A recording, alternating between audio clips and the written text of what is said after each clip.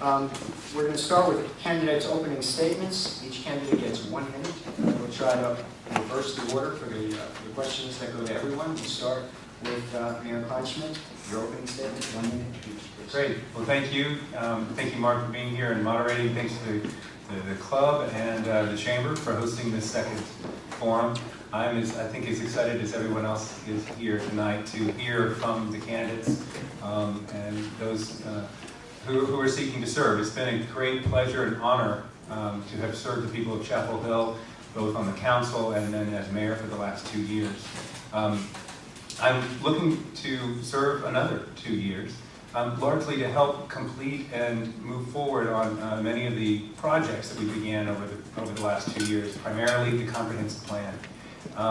It's something I'm really excited about. Just last weekend, I gathered representatives from our boards and commissions and tried to get them spirited about the work ahead of us. This is going to be a very challenging year, and it'll be a very challenging year following the creation of the comprehensive plan. One that's going to, I think, put several obstacles in our way, but I'm confident we're going to be successful. 1 minute goes by pretty fast. Councilman Jim Ward. Thank you very much to the Sierra Club, the Chamber, A. Davis and Hargraves Center, and for those of you who are here tonight, especially the other candidates. My name is Jim Ward, and I am about to complete my 12th year on the Chapel Hill Town Council. When I came to the council back in 1999, I had a lifelong commitment to value the environmental protection. That's sort of the base where I started. Since that time, I have grown to value those 3 elements of sustainability. Social equity is something that I have, for many years now, has become very close to my heart and is something that we need to do ever vigilantly. Economic development, I was skeptical at first, joined the council committee, and was part of the committee that crafted our economic development officer's position. I look forward to talking to you more about those and other issues. The next candidate is Lee Storrow. Thanks so much. My name is Lee Storrow, and I'm a candidate for Chapel Hill Town Council. We're here tonight because we're really here to talk about a shared vision of a sustainable, economically prosperous Chapel Hill. And I think the 2 groups we have here tonight really epitomize 2 different sides of a long-standing debate in Chapel Hill, and one I've engaged with residents over the course of this campaign. We in Chapel Hill, really, as we move forward and talk about the comprehensive plan, need to have these kinds of conversations. And they're conversations I've had over the course of talking to folks and talking to residents on the campaign trail. We really need to think about what it means to engage folks across a diverse spectrum and bring people together. In the work I've done in the nonprofit field and my campaign, I've done that. For example, when I was an undergrad at UNC, I brought folks together from service groups and sustainability groups to look at what it means to protect Jordan Lake and ensure our water supply in the Triangle for the future. I'm happy to talk about my vision here for Chapel Hill tonight, and I look forward to your questions. Next candidate is Carl Schuler.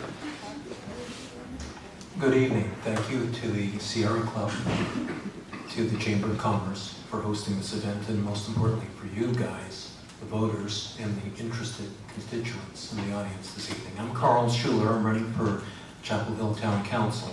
My background is this. I come from being a homeowner here in Chapel Hill since 2004. I've been in Chapel Hill for the last 11 of 20 years. Before that I was in Durham, and I'm employed by the university. So this is home for me.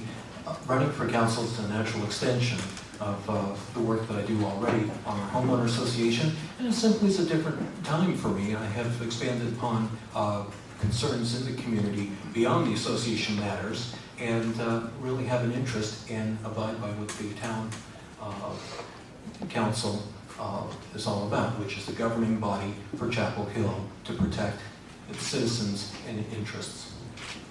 For the people who just arrived, we're just doing opening statements. Each candidate gets 1 minute each. The next candidate is John DeHart. Hello, and thank you everyone for coming tonight. Special thanks to the Sierra Club and to the Chamber of Commerce for providing this forum for us so we can speak to your needs. My name is John DeHart, and I'm running for town council.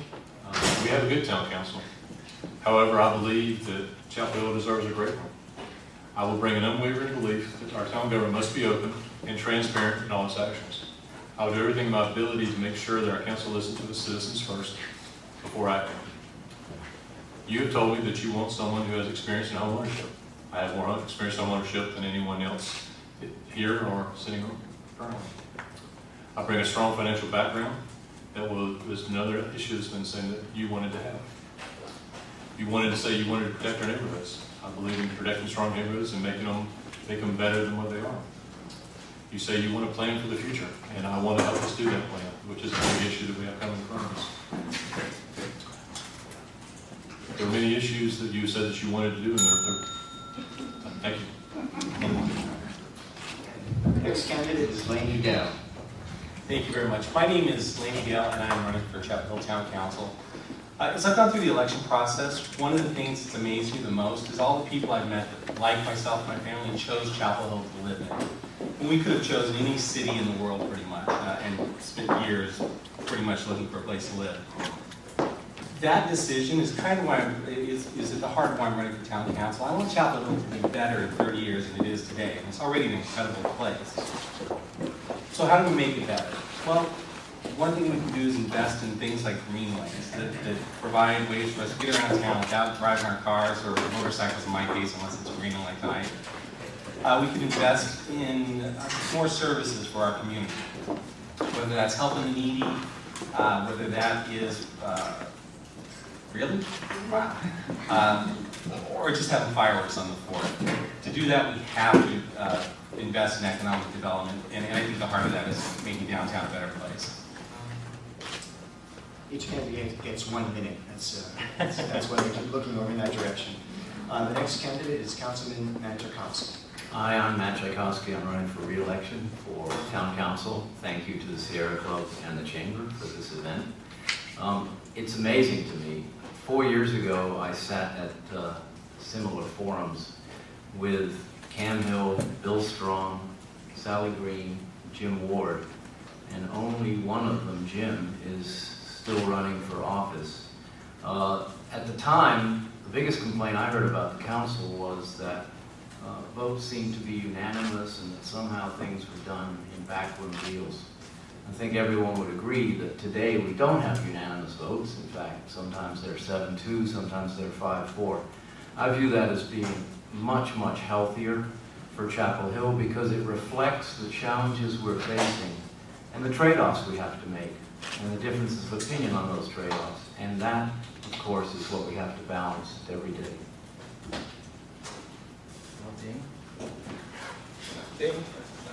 Augustus Cho.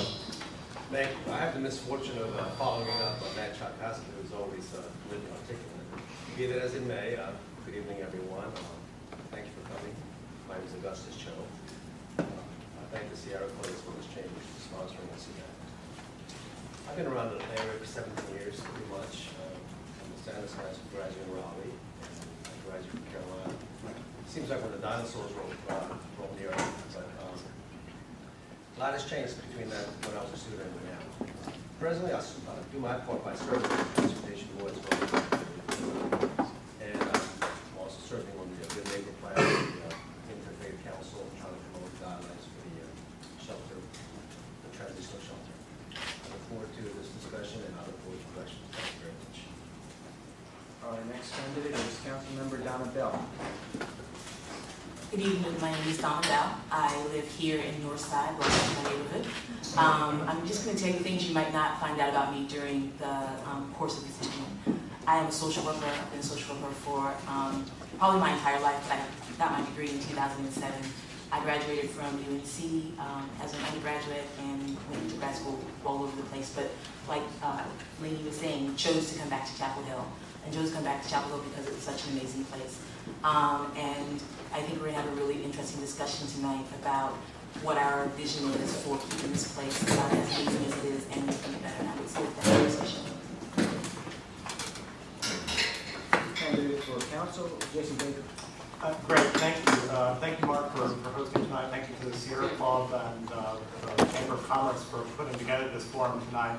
I think it's going to be a great opportunity to keep us honest in this situation that we have, where too often environmental values are seen as being in opposition to economic development issues. And I really think there are so many opportunities for us to find the ways that those two issues can work together. I hope we can talk a lot about that tonight. And I think it's especially apt that we're having this conversation tonight here at the Hargraves Center in the heart of Northside neighborhood, where we can really see right here the conflict between preserving the environmental and social values that I believe as progressives that we need to preserve in Chapel Hill, and matching those with our needs to grow and change economically and look forward to ways to find constructively for our future. So I see my time's about up, so I look forward to your questions tonight, and I'm happy to speak to any of you afterward whose question doesn't get asked. Okay, wrapping up our introductions is candidate for Mayor Tim Sukran. Hi, I'm running for mayor. I'm interested in basically making government make a little more sense, more common sense. I moved here from Texas last year, and I'm basically just got tired of whining about there not being enough crosswalks, sidewalks, later bus service, urban developments that don't really make sense in the context of the town. And yeah, vote for me. I'm Tim. Okay, our first question goes to all the candidates. We're going to reverse the order, so we're going to go back to Mr. Sukram to start this round. The question is, how do you balance economic development and environmental protection priorities? How do you balance these priorities? Protecting the environment or advancing economic development? No, I'm going to start this again. Aaron? Looks easy. No, come read what's right there. How do you balance economic development and environmental protection priorities, and which, protecting the environment or advancing economic development, should be the priority for our community at this time? How do you balance, and which is the priority? I guess, really the priority is protecting the environment, because otherwise we're all just going to die. I mean, the whole point of environmentalism is keeping the place safe for human life, so that's really a plus.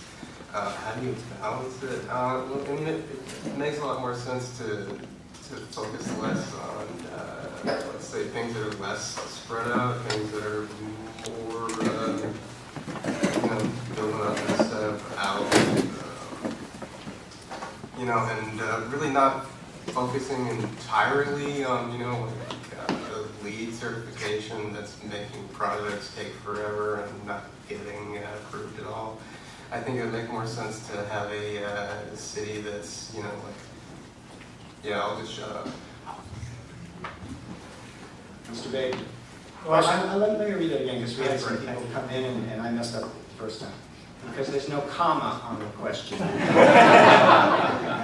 The question is, how do you balance economic development and environmental protection priorities, and which, protecting the environment or advancing economic development, should be the priority for our community at this time? Mr. Baker. Well, I think aside from lacking a comma, the question is fundamentally flawed, and that I don't think that we need to choose between economic development and environmental values as we move forward with our town.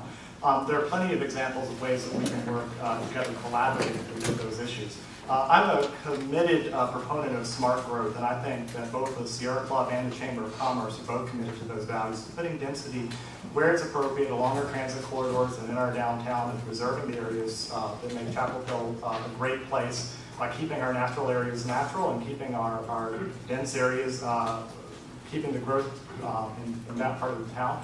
I think that there's enormous opportunities for us to help bring local business to our area, to keep commercial growth in Chapel Hill so that the people who live, work, and play in Chapel Hill are also able to shop here, which I think is an enormous environmental benefit by reducing the number of vehicle miles traveled outside our community.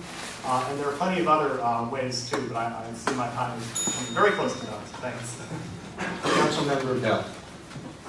So in some ways, I just want to follow up on what Jason said, in that I think that the idea that those two values have to be thought as conflictual in process is faulty. I think that what we need to do is to make sure that the projects that we're being brought forward for economic development are also good for our environment, because as Tim said, if the environment's not here, we're not here. I think what we should concentrate to make that happen is making sure that the parties who are doing those things, economic development and environmental issues, trust each other and have the basis to have those conversations so that when someone says, well, this has to go through here, or we need this amount of land, or this has to happen, that there is a trust that the people who are on the economic development side are truly doing what's best for the community, and that the people on the environmental side really do have the interest of economic development in their hearts also. Mr. Cho. Thank you, Mark. I don't accept the premise of that question, in that being environmental and being business friendly has to be mutually exclusive. I don't think it's an either-or proposition at all. To me, we should seek for balance, because it can be achieved. And from what I've seen in terms of the development applications, the applications usually take into account environmental issues as well. It's not really lopsided, as some may think, but the proposals are pretty good. And if the tree's cut down, we recommend that they be replanted somewhere else, or you get new plants. So I think it's a question that has to be either or is not necessarily correct. I would strive for balance, and that can be achieved. Councilmember Tchaikovsky. Well, I can understand the basis of the question, because 2 years ago, candidates were labeled by the press as either Sierra Club or pro-business. So that, I think, distinction has been made for a long, long time in Chapel Hill, and I am so thrilled that finally it looks as though we're getting past that. I've been saying for 4 years that I think the biggest source of damage to the environment in Chapel Hill is the fact that 30+% of our residents every day get in their cars and drive somewhere else. Some of that hydrocarbon emission stays in Chapel Hill, in effect. Others of it goes to Durham or RTP or wherever. If we could only be clear as to what those businesses are that those people drive to, and do everything we can to attract them here, we'll accomplish 2 objectives. And I think we are getting closer and closer to being able to do that. Mr. Dale. So I'm going to answer this a little differently, in that I don't think it's so much about cutting down a tree, which if anybody asks me, I am completely against cutting down any tree in Chapel Hill, including the 2 I had to cut down that were going to fall on my house. But I think that the question is, we have to build new buildings, or we have to retrofit old buildings. How do we incentivize the developers to make those more green, if you will? How do we get them to put solar panels in? How do we get them to put rainwater collection in? Legislating that is not the answer, but the answer is to incentivize them to do that, to give them tax cuts on the building, to give them other monetary incentives that make them want to spend the extra money to do it. Because if you've ever put solar panels on a house, you know that is expensive. When you're putting it on something like University Square buildings, that gets a lot more expensive. So by giving the builders a reason to be more green, I think we can balance economic development with environmental protection. Let me repeat the question, because we have a lot of candidates tonight. The question is, how do you balance economic development and environmental protection priorities? And part 2, which, protecting the environment or advancing economic development, should be the priority for Chapel Hill at this time? Next respondent is Mr. DeHart. I agree that you can be pro-business and pro-environment. 2 years ago, I was labored as the pro-business candidate as well, and I don't think I did a good job of explaining who I am, so I think I've done a better job getting my messaging on this time. They don't have to be mutually exclusive. You can be pro-business and pro-environment as long as you're pro-Chapel Hill, and that's what I want to be known as the person that's pro-Chapel Hill. The core of this is planning. We have a broken plan for the development process, and we really need to make sure it's reworked and reworked correctly. And we need to involve people that are experts in these areas. We have a lot of people right across the street at UNC that are experts in the environment, and they can help us. We don't necessarily need to go out of town for consultants. We have the resources right here, and a big part of it is planning. We need to have strict guidelines, and we need to have a lot of public input, because the Sierra Club here is very active, and I'm sure they would be very glad to input into these matters. The last thing is, I am an Eagle Scout, and the motto of being a scouting is always leave it better than what you found. Mr. Storr. Mr. Schultz, I'm sorry. Okay, to the question of economic development and environmental protection, you're looking at a juxtaposition between two issues that have gained much more discussion, and I think that they can coexist. As far as with environmental protection, we're already seeing things take shape with the university, with reclamation of water, with buildings, and with Carolina North, in putting in more environmentally friendly technology. As to solar panels, right now it's a cost, right? But over time, the commoditization of solar panels will have the price come down, just as everybody now has cell phones. So I look forward to that juxtaposition between the two, and that's a concern that we'll take on. There are two things that have made Chapel Hill a really desirable place to live and reasons people flock to this community. One is the rural buffer, and the rural buffer as a concept and a law within Chapel Hill has ensured that when we grow and when we develop in a way that protects our watershed and protects the sustainable environment in Orange County around Chapel Hill while keeping development inside and close and compact. And I think we need to think strategically, as Donna Bell said, about how we build infill and how we build businesses and development within Chapel Hill as it exists now. Secondly, we have to think about our transit needs. I've heard a lot of residents tell me that their greatest fear is that Chapel Hill and the Triangle is going to become the next Atlanta. Businesses want to exist in a community where their workers can get to work, where they have transit opportunities, and where they don't have to spend time on the road and on the interstate for hours in the daily commute to get to work. So I think ensuring that we develop in a smart way within the rural buffer and continuing to support free and sustainable transit in Chapel Hill is key to our sustainability and development needs. We're going to hear more about the rural buffer later in this evening's discussion. The next candidate is Councilmember Jim Ward. The premise of that question is last century. When I came on the council, it was very, very obvious, a division between those two. They were seen as polar opposites. That's not the case anymore. In fact, that the Chamber and the Sierra Club are having this together, it was unheard of 10 years ago. Green Plus program by the Chamber is another example of that. It's not an either or, but it's site-specific. It's sort of the fine-grained development of this community. Put the development where the development and the infrastructure already is. Stay away from the best of the native vegetation. Stay away from our water supplies and things like that.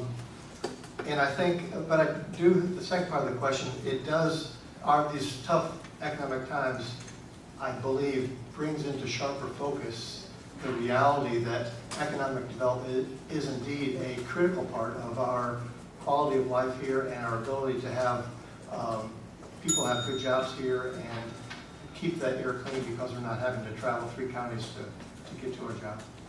And Mayor Kleinschmidt. Thank you. I'll just take a little different tack on this because I'm just thrilled to hear everyone adopt Jason's idea that the question is flawed. And that's the experience, I think, of everyone who's served on the council here, that because as a council member, as mayor, that the truth of that is true in every meeting.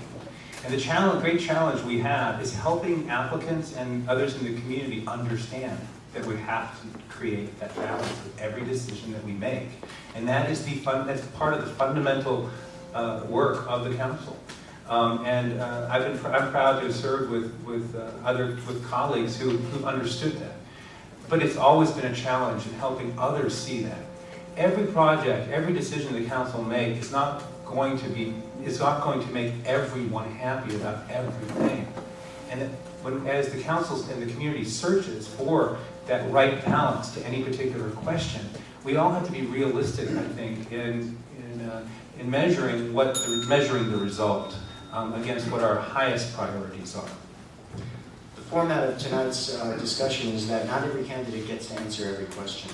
The next question goes to 5 candidates, but afterwards there will be a 4-minute period where anyone who was not directly asked will get an opportunity for 45 seconds to respond. This next question goes to candidates John DeHart, Carl Schuler, Lee Storrow, Jim Ward, and Mark Kleinschmidt, this half. And the question is, what will you do to create more local work opportunity for Orange County citizens? What will you do to create more local work opportunity for Orange County citizens? We'll start with Mr. Hart. Okay, is someone else willing to start? Someone want to jump in? Mr. Schultz? Sure. So to address more work opportunity, and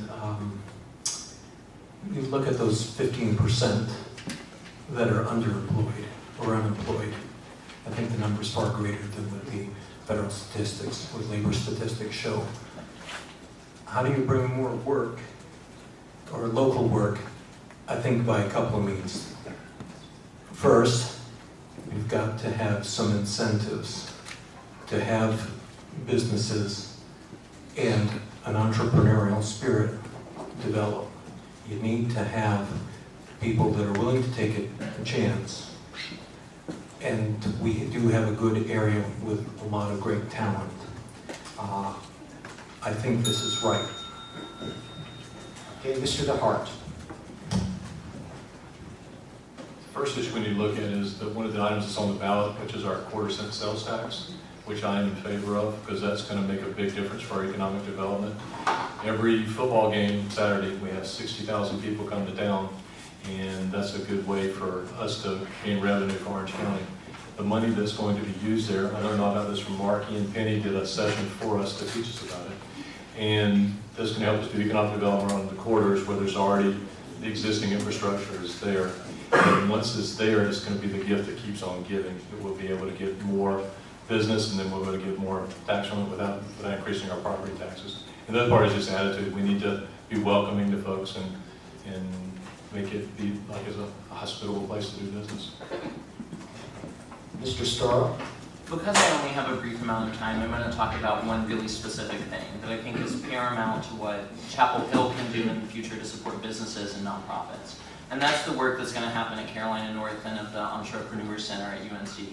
That getting students and young people to build and think about entrepreneurship and businesses and having that stay in Chapel Hill is really fundamental and key. I've been fortunate to work at two nonprofits, NC Prevention Partners and IPASS, who were both created out of people who had great ideas from the School of Public Health at UNC. And the reason they kept their nonprofits in Chapel Hill was because they had a brain trust that they were able to go through within the university. That needs to happen for businesses in addition to nonprofits. Councilmember Ward. It's been mentioned already, but let me repeat that the quarter-cent sales tax, 50% of which is going to be used for economic development for the next 10 years, is a shot in the arm that this county and the town of Chapel Hill, Carborough, Hillsborough will benefit from that as well.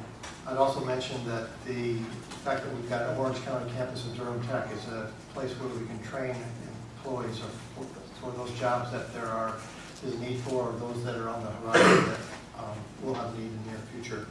Lastly, I would identify incubator space, which is a way that we could house the great ideas, the talent at UNC and elsewhere in this greater community, so that they would have a place to build those embryos of businesses into something that can prosper for a longer time in our community. And Mayor Kleinschmidt. One of the great things about having been mayor for the last couple of years is that people come to me often when they don't go anywhere else. They want to have a meeting, they want to talk about their ideas for creating new business opportunities, new employment opportunities here in Chapel Hill and in Orange County. And I'm going to continue to keep my door open to them. Over the last couple of years, I've met with several and plans, some of which have produced requests of the town to begin movement on creation of new employment and new business. Others are still yet to come. First on my list was what John said, was supporting the quarter-cent sales tax for the same reasons that they offer, and continuing to be committed to our new town philosophy of being a facilitator for business as opposed to just merely being a regulator, and that the town can do things to help businesses get open and hire people rather than just become an obstacle to their creation. According to the Chamber of Commerce State of Community Report given just a couple of weeks ago, the unemployment rate in Chapel Hill was 6.8% in July 2011, one of the highest rates reported in the last decade, maybe several decades. Now we turn to this side of the panel that wasn't directly asked the question. We have up to 4 minutes. If anyone of you would like to answer this question, it's voluntary. The question again is, what will you do to create more local work opportunity for Orange County citizens? Would anyone like to? Get your credit. Okay, we'll start with Laney Dale, council candidate. So I am a local entrepreneur and I have a small startup in the mobile app space. Incubators are great and I'm all for them. We are actually an incubator and we've helped 50 different apps get to market where someone like all you guys sitting in the audience have an idea and we've helped them make that a reality without them spending anything.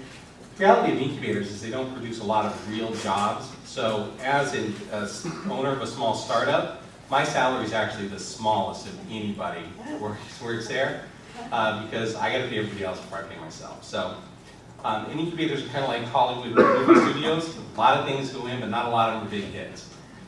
If you look at what we're seeing statistics around the country, small businesses provide the most new jobs in our country right now. So investing in small businesses that are on Franklin Street, that are in U Mall, that will actually put people to work where they know they're going to get a salary, they know they're going to be open for more than the 3 to 6 months a lot of incubator companies are. A lot of entrepreneurs who run out of runway and have to go find a real job. It's probably a better way. What the answer to that is, I don't know. I know personally we're located in Durham right now. We're actually just moving back to Chapel Hill. I think Mr. Baker had to say that. Yes, thank you. I want to go quickly because there's a lot of different things that are all part of a very comprehensive answer to this question. The first piece is looking at the way that the state legislature has gutted our public employees. I think we need to do the opposite here at the town level and be fully committed to holding the line with the budget to make sure that we are keeping all of our town employees and not cutting anybody in the coming budget cycle. But on the private side, there's a lot we can do too. There are creative opportunities. I've heard a lot of people talk about well, for example, I spoke with a business owner who decided to open his business in Carver rather than Chapel Hill because they have a revolving loan fund as a source of capital, which is something we don't have, and I'd love to see us have that opportunity. And I won't talk anymore. And Mr. Sukran. I just think we need to rewrite the sign ordinance so people don't have to park their delivery trucks out on the corner, so people driving past them know their business exists. More business, more employees, more jobs. Okay, the question is, what will you do to create more local work opportunity? Councilman Jakowski. I tell you, I've spent a fair amount of time in downtown Durham lately, and it's phenomenal what they've created there. I mean, it's just a sense of vibrancy and excitement among entrepreneurs. That having been said, I think that when someone else mentioned quality of life in Chapel Hill and not having to get in your car and drive for 30 or 45 minutes is enormously attractive to the people who do have to do that.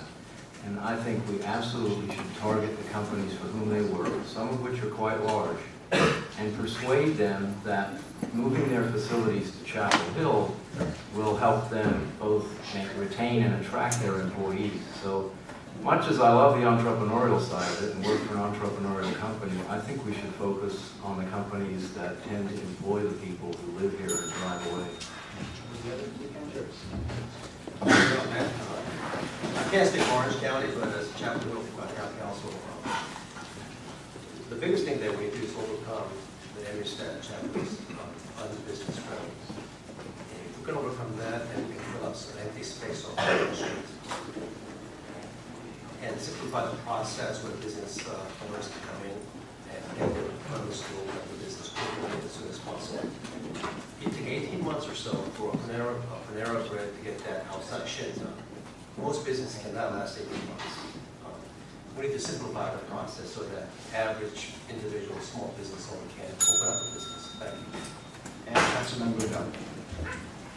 So one thing that is currently being considered by the council is making it easier for mobile food units to come to Chapel Hill. I mean, that has been a very controversial move, but what has been shown in Durham and has been shown in some places is that is a small business that can turn into a brick and mortar business that then employs more employees. So it is a step that we're taking to make business easier in Chapel Hill. And the last thing I would say is that I know that we as a council and Dwight in our economic development office has also been really good about trying to target what is the largest growing industry in the United States right now, which is the green industry. industries that are interested in environmental creation. Okay. This next question goes to this side of the panel.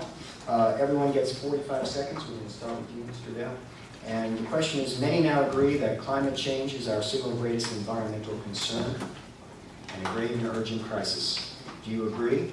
And if so, what 2 or 3 steps would you take to, or should we take, to locally reduce our CO2 emissions? Okay. Obviously, we want to reduce CO2 emissions, and I think Matt hit on it in finding ways for people to work and live in Chapel Hill would be great. When I started my business, that was a big goal of mine, was to work and live in Chapel Hill. But also better public transportation. We have great public transportation, but public transportation that, I don't know, is maybe a little easier to use, maybe a little more often. I've tried to ride the bus out to Durham and it doesn't work. I got to pick my son up at 2:30 from elementary school, so if that bus is late, I'm in trouble. And I'm a person in LA, a town where everybody drives. I rode the subway downtown when I worked at KPMG every day, which could be a 3-hour trip if it rains. And LA doesn't plan for rain on the subway, so it dies. Councilmember Chakowski. Well, there's just no question that global warming is horrifying. I do a lot of hiking with my son, and I read the other day that there won't be glaciers in Glacier National Park much longer. I mean, that's unimaginable. But I do believe that the issue primarily is hydrocarbon emissions, of course, and there are 2 primary sources of that, utilities and automobiles. So there's no question we in Chapel Hill have to do everything we can to minimize or reduce the amount of automobile use. Transit is a partial solution, but the primary solution, to stick with the theme, I guess, is for people to be able to work here. Mr. Cho? I think human existence does impact our environment, and we need to be responsible. To that extent, I've been working on reducing environmental damage. It's not what I will do, but what I have done on the boards. For example, on the community design, we always encourage the applicants to be LEED certified, as well as use LED lights, use daylights in designing. And on the transportation board, we encourage transit because we want to reduce parking, to reduce traffic, to reduce carbon footprint. We also encourage establishment of electrical charge stations for electrical cars in the future. So we're trying to do as much as we can to reduce carbon, reduce the footprint. And I'm the only candidate that I know on the non-candidate side who is not using political yard signs for this election to be responsible. Councilmember Bell. I definitely think that greenhouse gases are a large concern, but I think for us to think about it as a town issue as opposed to a regional issue would be short-sighted. I think the most important thing we can do is coordinate with our regional partners in terms of both transportation design, but thinking about affordable housing in a different way. We've started thinking about creating affordable housing as opposed to preserving affordable housing, as well as educating people about how to live smaller and live with less without feeling like you are suffering. There's lots of trainings that go on in this area, and I think that would be really useful to be had. Mr. Baker? Yeah, I absolutely think that global warming and the threat of global climate change is going to be the #1 issue that's going to affect people within my lifetime. And it's for that reason that I'm a proponent of smart growth issues and locating our increase in density in areas where transit can serve. And I'm going to turn this question around and say that name 2 things that you can do to help with climate change. The first is to support the quarter-cent sales tax, because a good portion of that money that's going into the schools is going to help with energy efficient renovations and opportunities for them to save energy on their own terms. The second is, we can't vote for it this year, but hopefully our county commissioners, I'm looking at you, Bernadette, put the transit tax on our ballot very soon. I'm a big proponent of regional transit. I hope to see light rail within my lifetime. Certainly, the sooner the better. And Mr. Zucker? Just walkability, crosswalks, sidewalks, and safe crosswalks. Crosswalks at intersections where there aren't any right now. Crosswalks with blinking lights that pedestrians can activate to signal drivers that they're going to pass. And later bus service, just basically making it easier to get around town without a car. Thank you. We have 4 minutes for anyone on this side of the panel to respond. Not everyone gets to respond. I'm told I'm going to be waived off at 4 minutes so we can meet our time limit. We'll start with Mr. DeHart.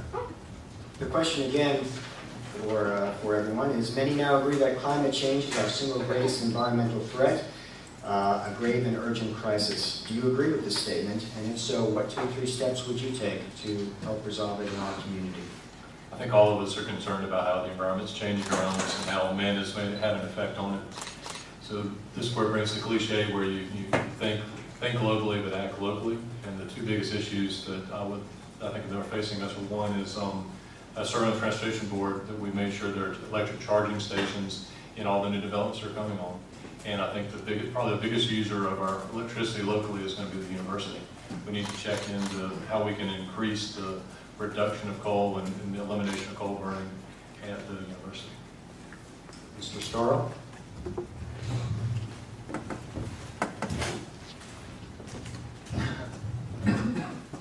We seem to have struggled with our mic over here, but that was exactly what I was going to say from John's comment. I think there's a giant elephant in the room, and that if we aren't acknowledging the university as a force of CO2 emissions in our community, then we're not having a realistic conversation about global warming.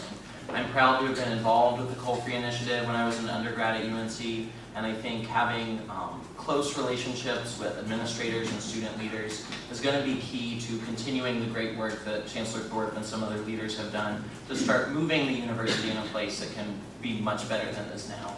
And I want to really echo Jason's comments. A lot of folks before him talked about transportation.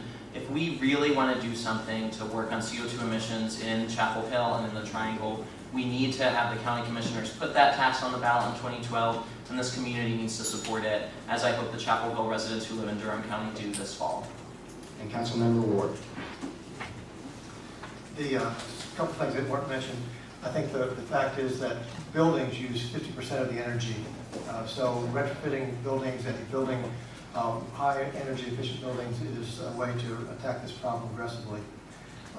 The town of Chapel Hill has a $500,000 energy bank, which is there to do retrofits for existing buildings so that we can, and then money saved from those retrofits goes back into the bank. So self-perpetuates itself pretty well. We're using opportunities for LED lighting. I'm delighted to have, we now have a sustainability officer who's helping us institutionalize those things. And one thing I asked the council when we went through this comprehensive plan is that we would not have a chapter on sustainability in that plan, but that we would have sustainability issues incorporated throughout the outcome of that comprehensive plan. It has to be in all of our thinking and all of our decisions. And we've used up time for that question. So moving on, the next question returns to this side of the panel. It's what will you do as a Chapel Hill Town Council member? That's the order I'm giving you. What will you do as a Chapel Hill Town Council member to help small enterprises, or as a candidate for mayor, to help small enterprises thrive? And we'll start with Mr. Sucre. Basically what I said before about fixing the sign ordinance, making advertising easier. I figured just being able to get to businesses more easily without a car will really help. Just, whatever you do is fine. Mr. Baker. Sure. Well, there's several things that we can do. One is to institute a local purchasing policy in town and stick to it to the extent we can. I know the town does a lot of local purchasing already, but there's always more that we can do. We need to be supportive of the Chamber's efforts and other organizations' efforts to promote Think Local First as a way that such that all of our citizens, all of our residents are thinking about making their purchases here in Chapel Hill before they go outside of our community.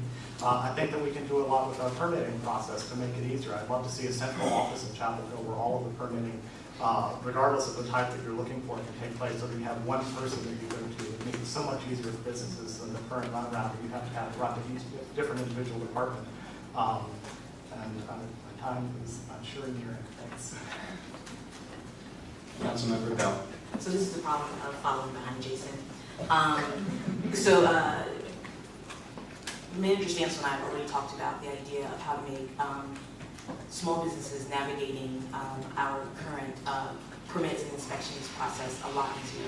It seems like the least we can do, since at this point we're not able to provide any sort of financial supports for entrepreneurs. But also to go back to what Lee was saying, there's no way to think about how we're going to support new local businesses in Chapel Hill without thinking about the university. The university is such a great source for not only the businesses, but for us to think of innovative ways to create businesses here in Chapel Hill. Mr. Cho? I want to dovetail with what everyone else has said. And I think the biggest challenge is that the business owners that want to come into Chapel Hill find it difficult to go through the system. And if we can simplify the system, make it easier and more supportive, then I think there will be a good chance of not only bringing in business, but also retaining businesses so that we can actually bring tax revenues, etc. So the perception of being pro-business would be going in the right direction at this time. Councilmember Chakowski.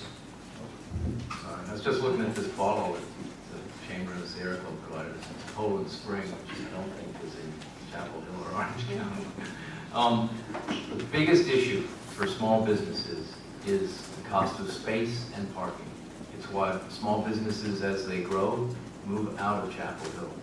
1 or 2 person business, you can afford the small office and the parking's not such a big deal. We talk about affordable housing a great deal.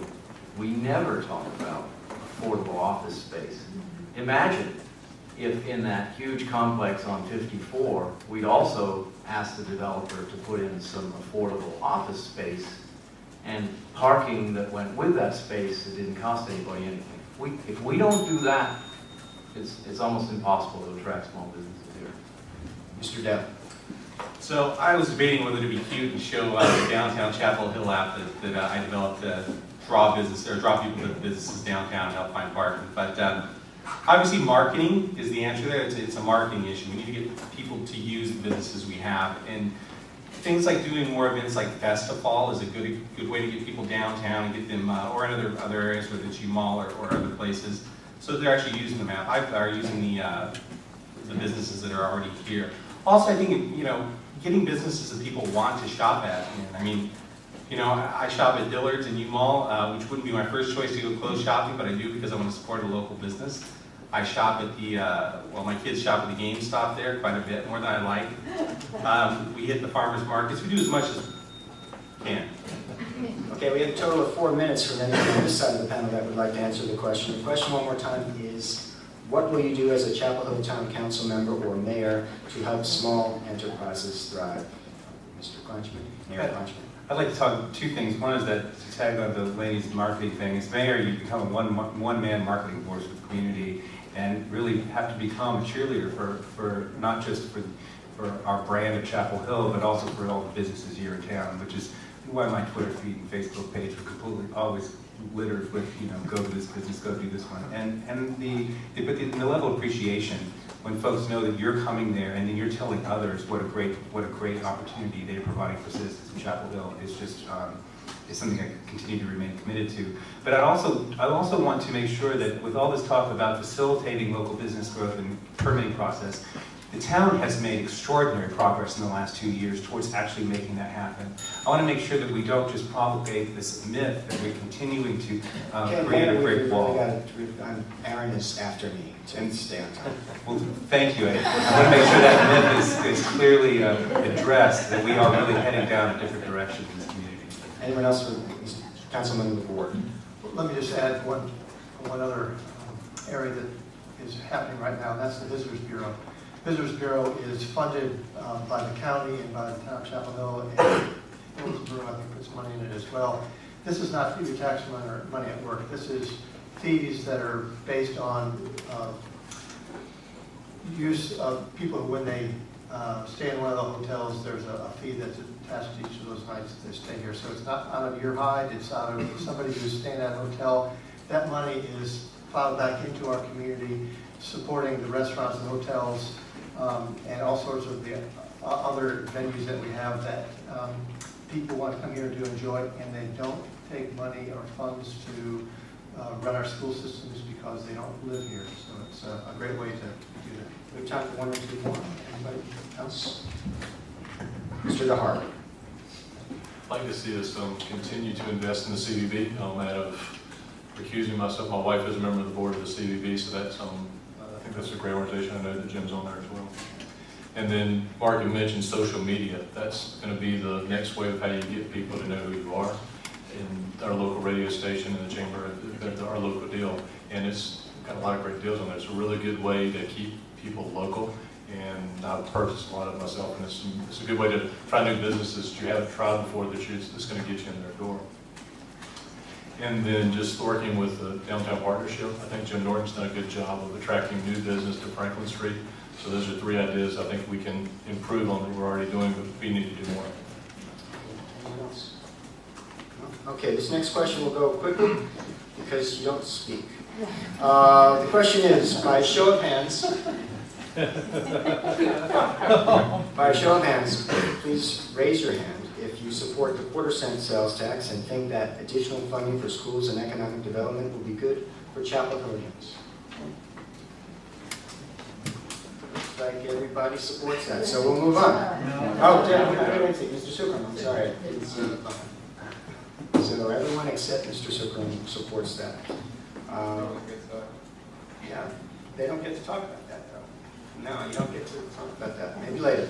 Maybe you can squeeze it into another question, because you should be able to talk about that. You're the moderator, so you want to let him talk about The next question is, I won't be the moderator again. This is a long question. It goes to this side of the table, so listen carefully, and then we'll give you an opportunity to respond. With the projected expansion of the towns of Chapel Hill and Carrboro over the next 20 years, what should be done to ensure the town's water supply is clean and adequate? Specifically, it's a long question, what changes, if any, to the Jordan Lake allocation should be included in the plan? What alternatives, if any, would you support? Would anyone like me to repeat the question? About 3 times. Okay, with the projected expansion of the towns of Chapel Hill and Carrboro over the next 20 years, what should be done to ensure the town's water supply is clean and adequate? Specifically, what changes, if any, to the Jordan Lake allocation should be included in the plan? What alternatives, if any, would you support? This side of the table is still writing. Mr. Storrow, we'll start with you and work our way back. This is an issue that's really sort of near and dear to my heart. My parents actually met at UNC when my father was studying water safety and engineering at the School of Public Health, and he tried to convince me as a child that science was my career path, and that was definitely not the case. But I think this is a challenging issue to talk about, because as we grow and as we expand as a region, we have to be really thoughtful and strategic about the type of water we have. I support ensuring that we have our allocation from Jordan Lake. And I would have voted against council's actions in April of 2011 when the council voted against ensuring that we kept that allocation. I think conservation efforts are vitally important, and I think that OWASA needs to bring a proposal forward that does include conservation, but that does not mean that we should have taken, potentially set a stance that we could have lose that water in the future. And we need to keep the rural buffer in place because we need to ensure the quality of water that we have in Chapel Hill. We'll have another question about the rural buffer in just a minute. Councilmember Ward. Yeah, I do support the doing what we need to do to protect our, I think it's 5 million gallons of water allocation. This is going to be a regional issue. It's not something that we're going to decide by ourselves. Now, while I say that the short answer is yes, I do support it, but I was not supportive of it when it most recently came before us, because OWASA wanted to implement, trigger the use of this water before they did basically ask anything of the citizens in terms of water conservation. I think water conservation needs to be the first step that we take, and then we dip into this water supply. Conservation is the way that we're going to be able to extend that water resource out in the future much more than what that small allocation of Jordan Lake will do for us. Mayor Kleinschmidt. And one of there are really 2 main reasons why today the town of 57,000 people uses the same amount of water that we used 10 and 15 years ago when we were much smaller. 2 reasons are the conservation efforts that Jim alluded to, and the extraordinary efforts of the citizens of Chapel Hill to think before they turn the faucet on. and use water wisely. But the second reason is because of the enhanced use of reuse of water resources, and the university has been a leader in this. And in the approval of the master plan, it was a requirement that water reuse become a part of the new building on the main campus. And it's made an had an extraordinary impact. We need to maintain those two goals and continue to expand on conservation efforts and water reuse. But I don't believe we should abandon any resource we have available to us, and I would not support abandoning the possibility of being able to use Jordan Lake. I don't presume to be omniscient and know what the needs of our community are going to be 50 or 60 years from now. But what I do know is that this community can conserve and this community can reuse. And Mr. DeHart.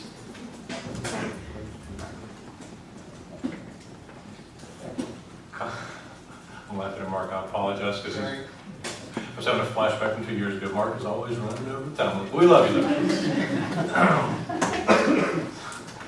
So the key is conservation. We need to make sure that we reduce, reuse, and make it happen again. Because water is our most precious resource. Our bodies, that's what we're most made of is water, so we have to have clean water. We need to make sure we use every available technology. We need to have different things on our 15th century weapons. But I do not want to abandon the resources of Jordan Lake. I like to think of the Jordan Lake resource as like fire insurance on your house, which is what I do for a living. That if you you want to have it there in case your house burns down, but you don't, but you hope you never ever have to use it. Mr. Schuler. So to the discussion of having clean water, I think we are all in favor of that. And as Mr. Merritt had said, that we have done a good job with reclaiming water, both individually as citizens and with the university. And again, I think it goes down to technology, driving down the costs, commoditization of applications, appliances that lend to the conservation of water. We still need to keep that option open with Jordan Lake and to have our seat at the table along with the other towns and cities. Okay, we have a total of 4 minutes from anyone on this side that might like to answer that question. Again, the question is, Chapel Hill and Carrboro are going to grow. How do we make sure we have enough water and that it's safe? And what changes, if any, to the Jordan Lake allocation should be included in that plan? Councilmember Bell. So being at the discussion with OWASA, it was very clear from the other council members who were sitting there that there was not any consideration of not needing Jordan Lake as an emergency backup, being that we've dealt with 2 major droughts in the last 10 years. But what we're really firm about was that it was only for emergency backup. It is OWASA's job to provide us with a clean supply of water. But I also think it's their job to keep the council, both Chapel Hill's municipality and Jordan's municipality, aware of their ability to carry, so that we can make sure that we're developing in the limits that they set for us as far as what they can carry and what they can supply. But Jordan Lake will always have to be, will continue to be an emergency source for Chapel Hill. Councilmember Chakowski. Gosh, I was at that council meeting and I voted in favor of it. Almost sounds to me like everybody did, but it failed. And the issue is not whether we want insurance or not, because we absolutely want insurance. It's how the arrangement is structured with Jordan Lake. And what OWASA told us is you can't just say it's only for emergency purposes. The other issue is that the chamber has shown us what the average water bill is in Chapel Hill. It's $90 a month per house. We talk about affordability. If you're living in a $100,000 house as part of the home trust and you're paying $1,200 a year for water, it's a real issue. And so we need to find ways to reduce the cost of our water, and I don't think it will have much of an impact on usage. I think people are used to now existing with less water. Okay, Mr. I'll be quick because that's the city can speak on this. Well, one, I think if our average water bill is $90, then we do still have conservation issues in Chapel Hill, because right now I use 1 unit of water for me and my wife in our household, and I think there are many households that continue to cut back the amount that they use. Second, I supported the action of the majority of the council took at their April meeting. I'm not comfortable with going into the Jordan Lake allocation until I get that assurance, as Donna so clearly said, that it's only for emergency use. I'm committed to keeping a clean water supply in Chapel Hill. And I understand that there are emergencies that can occur and that we may need to tap into Jordan Lake, but I want them to be true emergencies and not just for everyday circumstances. Time for one more, if there is. You're right for children, you do. I think Donna summarized it very well. For the most part, OWASA does a great job. I don't have any complaints about them. They have a tough challenge, but they come through and how they manage it. Right now, it's my understanding that the water comes from the east pipe, which goes through Cary and then Durham and then to us. But we're also in the process of trying to set up a west pipe so that we'll have water directly accessible to us. So I think I would support that. And of course, conservation of water is always a good thing. So. Okay, the next question is about the rural buffer. And we'll start with Mr. Hart, work our way down. The question is, would you support any modifications in the rural buffer? If so, what do you propose? Mr. DeHart. This is the short and sweet. I don't think we need to change anything. Mr. Schuler. As far as the rural buffer,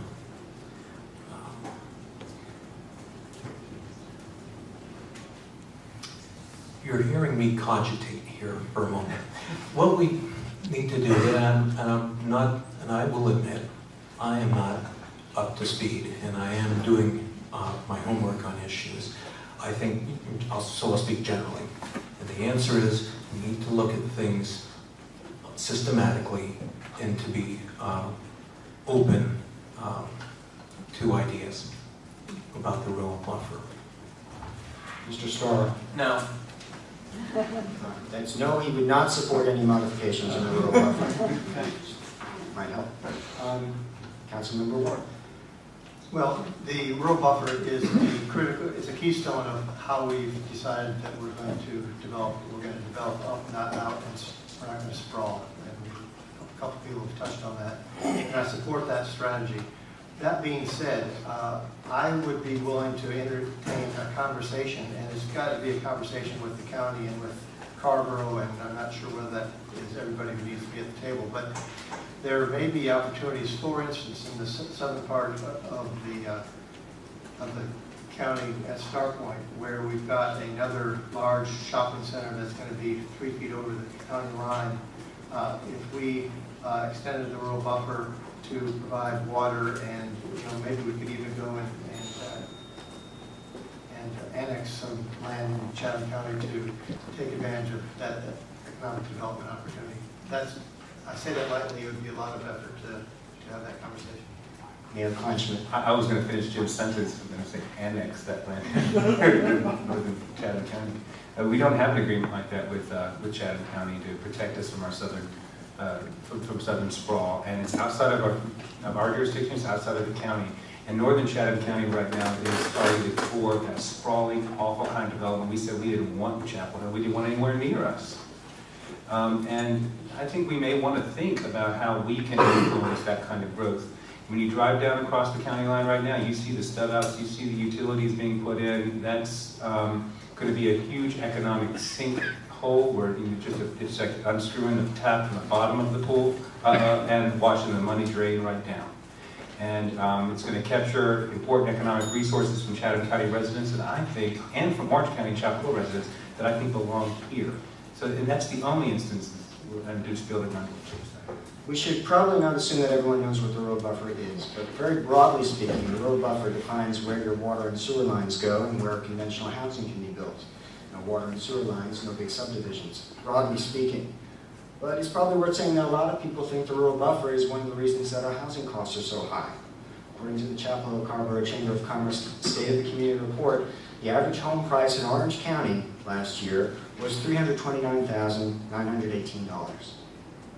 Almost $330,000. So the question is worth debating, and I just wanted to let people think about that.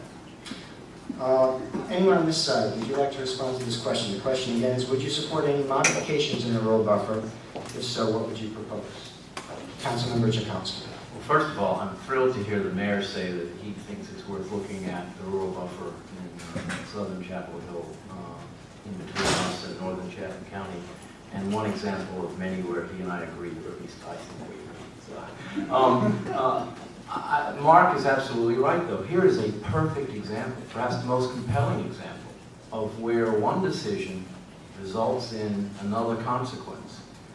We have the highest housing prices by far of any town or city in the area. And it's because we've created scarcity with the rural buffer. The argument is that by building up, we'll mitigate that, but I would submit that where we've built up, that those units are the most expensive per square foot of any in town. Each candidate gets 45 seconds to respond. Would anyone? Councilmember Bell. So anyone who knows me knows that I'm a proponent for diversity in Chapel Hill. But one of the things I do know is that one of the reasons that Chapel Hill is what it is because of the rural buffer. And the scarcity is the fact that Chapel Hill is as small as it is.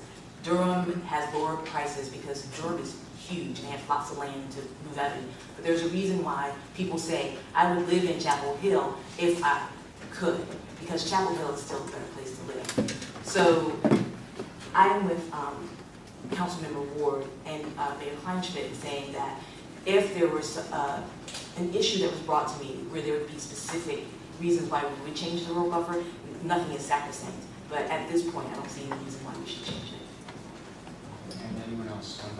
Mr. Baker. Sure. Well, I'm glad we brought Chatham County into the discussion because I think that it's not something that a lot of people think about the rural buffer. But just going quickly to the Orange County side, no, I absolutely do not support the modifications to our northern and that side of it. But in Chatham County, I'm willing to to look at what our options are to prevent the sort of sprawling development that we see on their side. We want to step into Chapel Hill. We want the development to be organized in a way such that we don't have absolutely nothing next to high rises next to suburban sprawl. But I don't buy the argument that extending the rural buffer is increasing housing prices. And I'm sorry, that keeping the rural buffer where it is increasing housing prices. And so I'm not willing to change that. Okay. We have time for one more respondent, Mr. Chuck. I'll give you my long answer. No. I don't see any compelling reason right now to have to get rid of the rural buffer at all. But it does raise certain challenges in terms of development, in terms of going up and in terms of density. But I wanted to deal with those issues to maintain the rural buffer. Okay, this question goes back to this side of the panel. It's very long, so I'll read it a couple times. I told you, you gotta make these short. Joint process of deciding. Yeah, all right. Based on current school construction projections, it looks as if the school's adequate public facilities ordinance will be triggered for the first time, and that no CAPS, which stands for Certificates of Adequate Public Facilities, will be issued. This will stop all new residential construction in Chapel Hill and Carrboro. If this happens, what, if anything, should the town council do? So again, based on current school construction projections, it looks as if the school's adequate public facilities ordinance will be triggered for the first time, and that no CAPS, Certificates of Adequate Public Facilities, will be issued, stopping all new residential construction in Chapel Hill and Carrboro. If this happens, what, if anything, should the town council do? And we'll start with candidate for mayor, Mr. Super. I have no idea what you just said. You're saying we were not going to have enough room in the schools for people, so we can't build any more houses? That's exactly right. I guess we should build another school. If the school system indicates that it has no additional room, Yeah, I get it. you got it. Okay.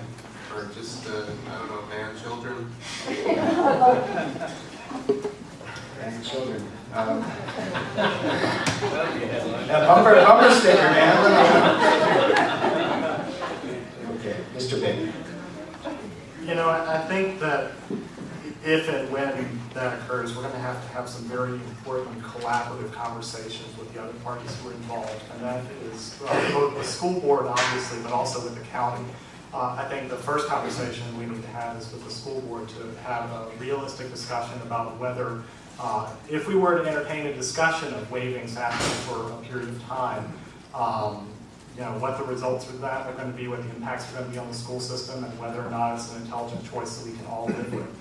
The conversation with the county is going to be very quickly, how can you allocate for us the money to get the construction for elementary school number 11 undergoing? I was hoping that we would see that project starting sooner.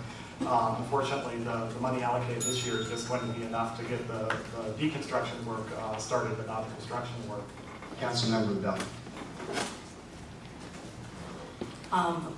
I hope that as a council that we would use it as a sign that for what it's meant to be, which is that we have to keep development moderated to limits that we can use our resources, whether it's water, schools, all those things. That being said, I hope what is seen on a larger scale is that there needs to be changes done at the state level so that our education money flows back down to our counties and to our cities, because we are not having trouble funding schools because we're in recession. We're having trouble funding schools because we're dealing with politicians whose priorities don't match ours. Mr. Cho. For me, I think development process should begin with WASA and SAFO to get a idea of exactly where development community stands. But I am a little troubled by caps being ultimately determined by the school board as opposed to the town council. So there seems to be some conflict of interest there. I would kind of have a discussion about who ultimately makes the final decision on the developments. So I'll leave that at that. Councilmember Tchaikovsky. I want to go clearly on record as not being in favor of banning children. It's an idea. No. It echoes Jonathan Swift and the Modest for those of you familiar with it. But I think that the SAFO cap is just the starkest wake-up call for Chapel Hill and Orange County. What it says is that effectively the only development we're going to be able to approve unless we modify SAFO is commercial development. And in some regards, I think that's a good thing because it's going to get us even more focused on commercial development. Violating or extending the cap to me dilutes the quality of our school system, and that's one of our most precious assets. Mr. Deb. So I wonder a couple things. First of all is, why are we building too many houses when I think I read that 9 or 10%, John, you probably know better than I do, it's your business, of the houses in Chapel Hill are available right now and for sale, and certainly when I drive around my neighborhood, there are for sale signs all over the place. So I wonder why we're building when we can't sell the ones that are on the market. And two, I'm wondering why we don't require developers like at Meadowmont or other large-scale development to put in a school if they want to build. They want to build Meadowmont, put in a public school to cover it. Makes sense to me. I've seen other communities around the nation do that. When you want to put that in, you also put in the facilities. Your developers pay for the sewer, the developers pay for everything, because ultimately they're getting back when they sell all those homes. Okay, we have 4 minutes for this side of the panel. The question one more time is, based on current projections, it looks as if the school's adequate public facilities ordinance will be triggered for the first time, and that no caps or certificates of adequate public facilities will be issued. This will stop all new residential construction in Chapel Hill and Carver. If this happens, what, if anything, should the town council do? Mayor Kleinsman and Mr. Schuler. I'll start by saying what I don't think we should do. I don't think we abandon SAFO. I think we put that in place after long negotiations with the town, with Carver and the county, to make sure that our school system remains the best school system in the country. And I don't believe we should be undermining that by packing more students into the school, because that would actually be what would happen. They would be forced to deal with more students in smaller spaces. I think that the town must, though, continue to approve and help schools get through the process quickly, like we did with Elementary 11. And I think we should be advocates, as much as, unlike a lot of communities, we don't run the school system, but we need to be advocates for the system. It is one of the jewels. And for the record, Meadowmont and Southern Village did add schools to the system. Mr. Schuler. And then Mr. Starr. Well, we're talking about something here this evening that I think we're all touching upon correctly. So with this cap, what you're looking at is a safety valve. So you do have some means for check and balance. What would they, insofar as what I would do on council, that would be time, and probably beforehand, for discussion. So I'd be getting the school board involved with the recommendation as well as the county too. Mr. Storrow? I think conversations like these are really great examples of when we have to have great relationships with our municipal partners. If we aren't working with the county to secure funding for future schools, and if we don't have great relationships with the school board, we're not going to be able to have these conversations. And like most folks up here, I definitely do not support ignoring the cap or any such thing. I think it's important to ensure that my children go to great quality schools in Chapel Hill one day. And finally, we need to be asking realistic conversations of developers, because I've heard developers say, we're building apartments and no children will live there. And I think a lot of us know, when we think about who lives in Chapel Hill, there are families who the only place they can afford is in apartments, and those children go to our public schools. Councilmember Ward, do you have your comment? Well, I would just say that this is really a conversation that's focused in the county's lap with input from the school system and both school systems and the municipalities. We had constructed one several years ago to create SAPFO, and over the last several years, you can tweak the capacity of each of the schools, and we can tweak the point at which you trigger a construction of a new school system. But I think we are to the point where we are needing an elementary school system, school number 11, and it'll be interesting to hear what the county has to say about what their time frame is for the construction of that, or whether they've got some new information. Okay, we have time for Mr. DeHart. Karen and I chose to live in Chapel Hill mainly because of the school system, and we need to do whatever we need to do to make sure that our school system remains the best in North Carolina and the best in the country. This is another show of hands question. I'll say it twice so you can think before you raise your hand. Please raise your hand if you would support regulating the use and application of lawn fertilizers to improve the water quality of our rivers, lakes, and streams. Again, show your hands please raise your hands if you would support regulating the use and application of lawn fertilizers to improve the water quality of our rivers, lakes, and streams.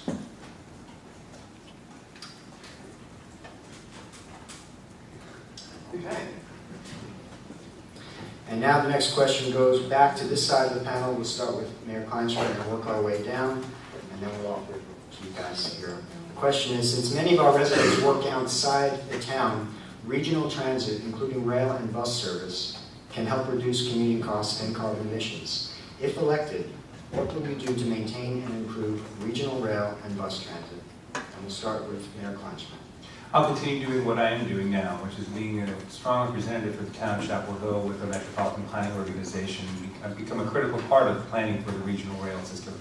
If we're able, and I will be an advocate, a strong advocate for next year's half-cent sales tax, if we're able to pass that as a community and join the other counties, we're going to add 40,000 bus hours in the first 3 years after we pass that tax.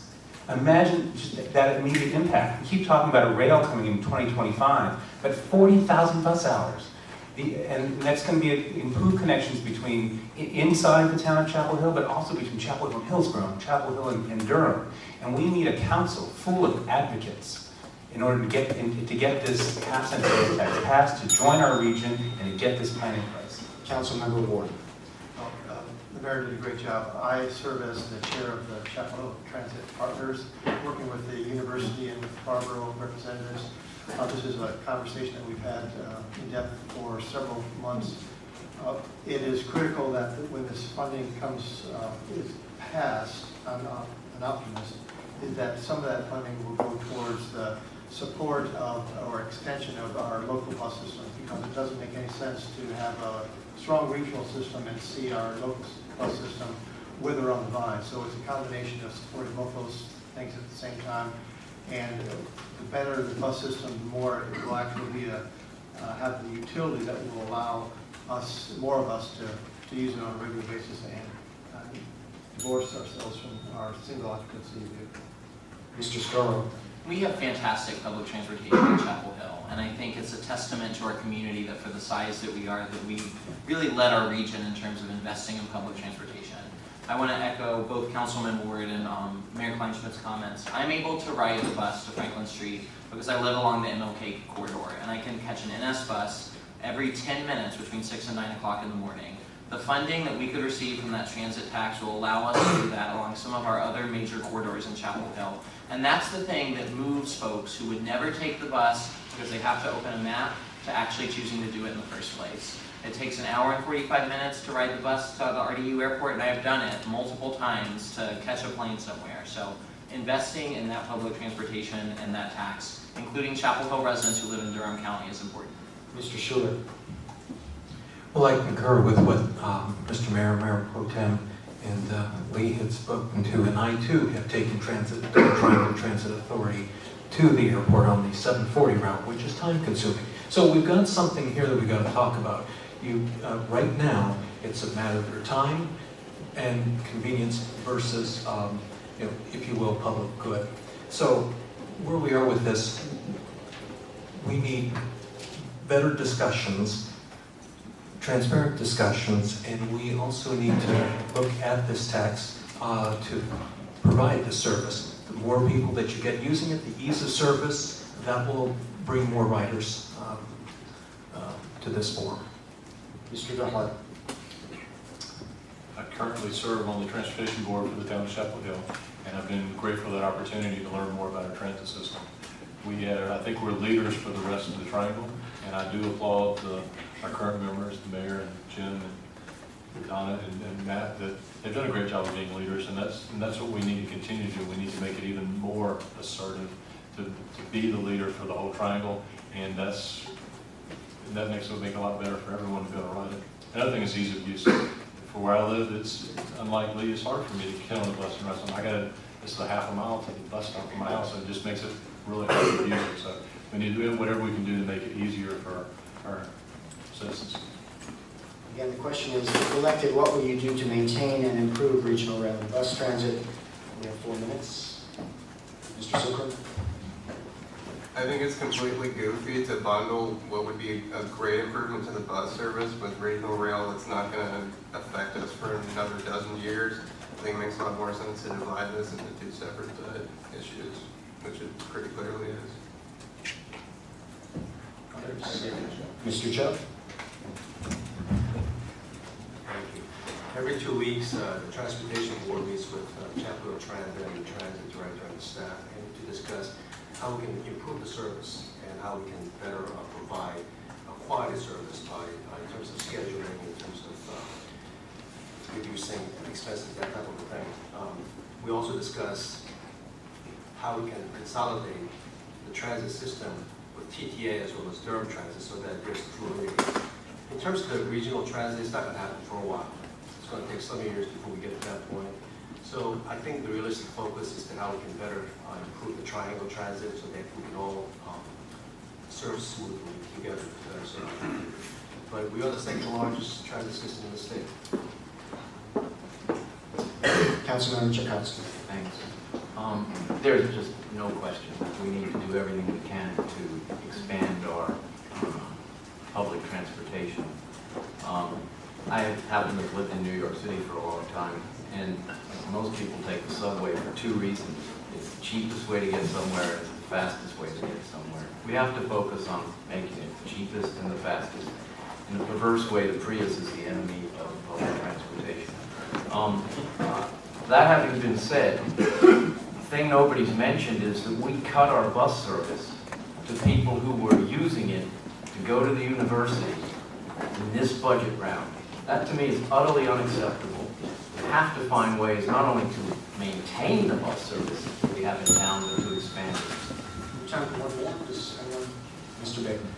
Matt, thanks for acknowledging that, because you actually cut my bus service. My transit stop went from about 4/10 of a mile to just over a mile now, and I'm sad. One of these questions I wish we had of the raise your hand is raise your hand if you rode a bus ticket. I did. I think it's important that the people who are making the decisions about our transit system are the people who are utilizing our transit system and are knowledgeable about it. Like Augustus and like John, I'm a former member of the Transportation Board. I was also a member of the UNC Advisory Committee on Transportation when I was an undergraduate at the university. And I was an advocate for a lot of technical changes, reducing headways, aligning routes so that transfers between different bus services were more easily done. But I think that the number one thing we can do is to increase the funding, and for that reason, I'm very excited to see a transit tax on the ballot next year, and we'll be working hard to get it passed. This is our last scripted question, and it goes first to this side of the panel.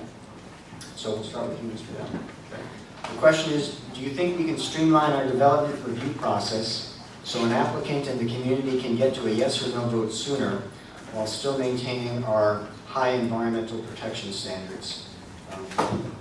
This is like the Ed Harrison crapshoot question, right? That famous quote by Councilmember Ed Harrison, who said, right now the development process is so difficult and unpredictable that it's a crapshoot. He's not known for those kinds of quotes, so we'll start with you, Mr. All right. Well, I will admit first that I don't know the development process inside out or very well, but I've certainly heard that it is very difficult to get through the process. Tonight, from I think everybody on the panel. I'm sure there are ways we can streamline it. There are always ways, and there are ways we can protect the environment at the same time. But I think it's through creating clear rules for what gets through and what doesn't get through, and maybe it's taking some of that. Not to criticize the council, but I've heard that the council kind of over-manages some of the stuff. So maybe taking that out, making it policy, and letting the town do what the town does, and work through that policy.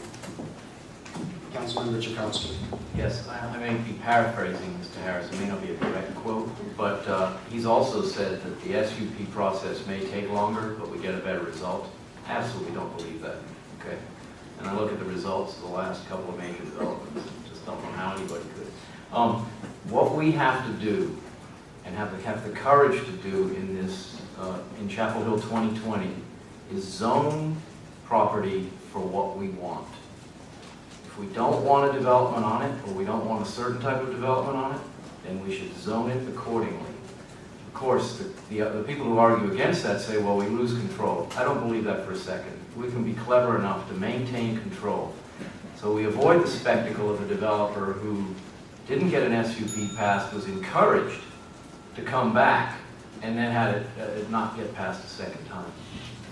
Mr. Cho. I will build on top of what Matt just said. We definitely need to streamline the process and also combine boards and commissions to reduce the number of them that the applicant has to go through. And also we need to uniformize the standard of the process, such as Ashland and Durham has done. We also need to tag projects electronically like the UPS does so that we know exactly where each applicant stands. Doing this will depoliticize the process so that we have a system that the applicants can count on in terms of assurance. This also impacts affordable housing.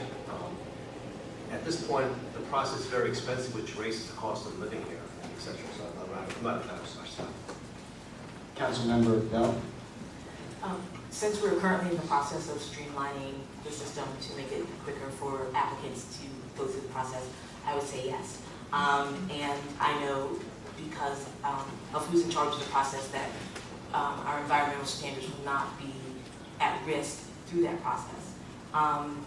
What I will say is that in response to Matt, there have been some charges that the SUP process that we currently go through might not be the most productive process for getting what we want, which is, and one of the goals is environmental protections.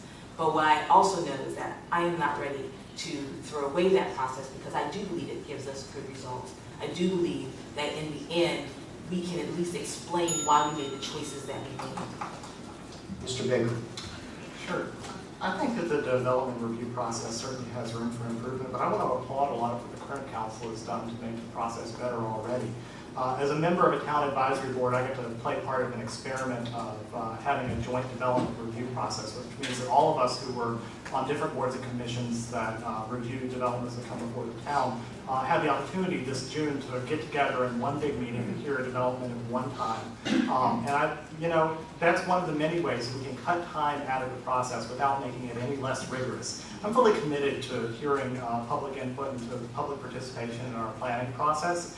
And I'm looking for ways that we can improve our review process by making the process itself easier, but I'm not looking to reduce our standards or quality here, because I think it's an important part of why many people choose to live here in Chapel Hill. Mr. Suglin.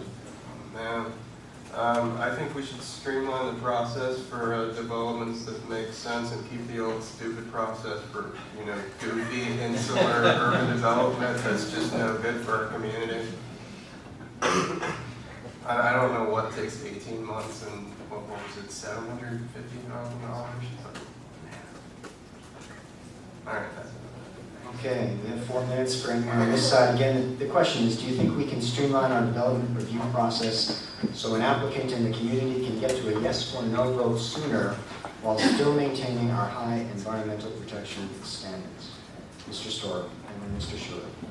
We've talked a lot about how we view Chapel Hill and our thoughts about this community, and both good and bad. And I think one of the things that has allowed Chapel Hill to stay a really amazing community has been our SUP process. There are flaws, but unlike Matt, I'm not necessarily ready to throw it completely out, because I think it is a privilege to develop in Chapel Hill, and while the current council, and I agree with, has strategically thought about ways to streamline that process, to completely throw it out would be unwise. It wouldn't preserve the things we love about this community. That being said, I think we can look at Jason's example of having folks meet all at once. We have to look at what that actually means for implementation, because I know folks who couldn't attend that meeting because it was the first time it was tried. But let's start thinking about those innovative ideas to move projects forward faster. Mr. Schuler? With the review process, I think one thing we need to look at, that the model needs some work on, and we should look to the private sector for guidance to how to streamline the process. We should also have means in place to be able to advise developers or applicants if it's not going to work. This would be much the same thing as your PhD dissertation committee. You got to know, heads up, if you've got something to work with. And I think that's one of the things that would need to be incorporated. Mr. DeHart? Without a doubt, we do need to streamline the process. However, we cannot compromise on our environmental standards. We cannot compromise on our support of our neighbors. It has to be, the development has to fit the neighborhood, and it has to make sense when it's in there. The process I'd like to see would be one that would be more objective versus subjective.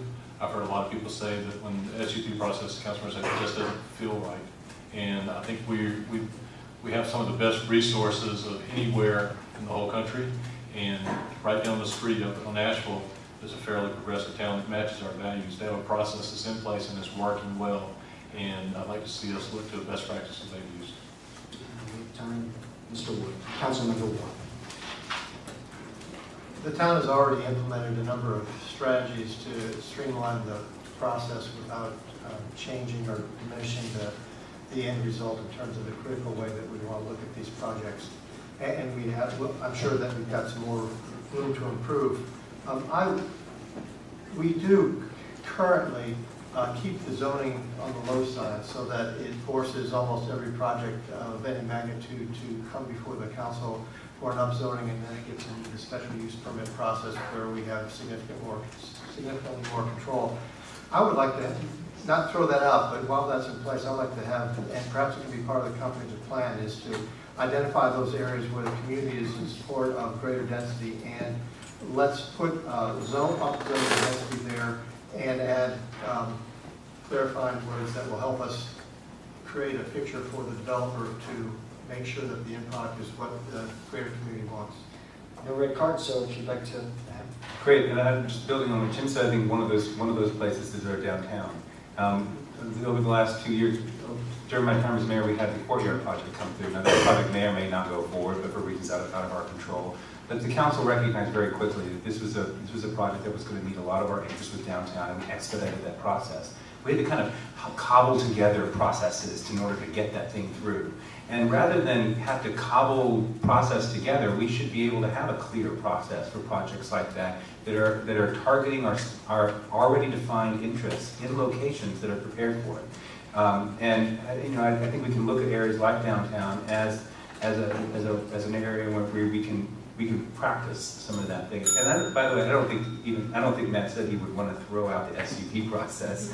I don't think that's fair. I think that every council member understands that there's some projects that require that level of detailed interaction. Okay, that wraps up our scripted questions. Do we have time for audience questions? We do have some index cards that people have filled out. This is where you get them to these people. I have no power, no power. Okay, and someone will let me know when we're out of time. Sure, and we'll do the rules, the 45-second rules the same. May's collected them. Some of them are addressed specifically to candidates, so if it's to you, answer it. If it's not specifically, Mark, if you just ask one or two people, so we can get to as many as possible. These are almost all specific. The first question goes to Councilmember Jim Ward.